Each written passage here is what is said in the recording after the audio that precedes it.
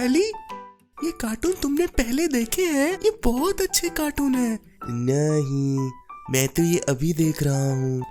प्यारे नबी सल्लल्लाहु अलैहि वसल्लम की हदीस नहीं सुनी? जी पापा, मुझे हदीस बताए ना। हमारे प्यारे नबी सल्लल्लाहु अलैहि वसल्लम ने फरमाया, तुम में से बेहतरीन वो हैं जो कुरान सीखते और सिखाते हैं।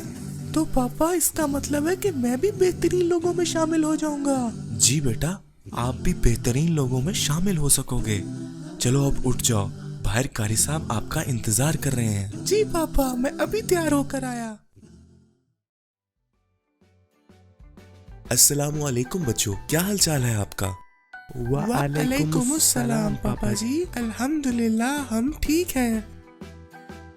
अच्छा बच्चों, एक बात बताओ, आपको पता है कि बैड टच क्या होता है?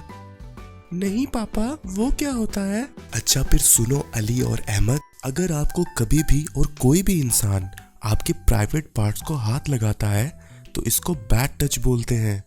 पापा, प्राइवेट पार्ट कौन कौन से होते हैं? अगर आपके कोई मुंह को और पैंट के आगे या पीछे हाथ लगाए तो आपने फौरन अपने करीबी बड़ों को बताना है।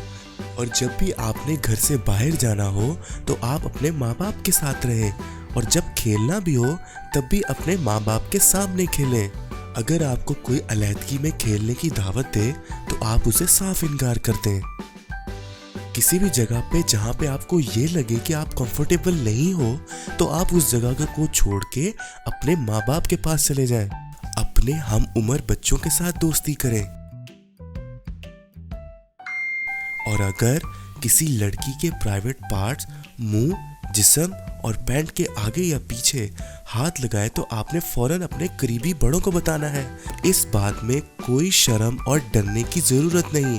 हाथ लगाने वाला कोई आपका करीबी दोस्त या रिश्तेदार ही क्यों ना हो, इन जगहों पर हाथ लगाने की किसी को भी इजाजत नहीं है। आपने अपने जिस्म की हिफाजत खुद करनी है ताकि आप बैड टच से बच सकें। ठीक है पापा, हम इस बात का ख्याल रखेंगे।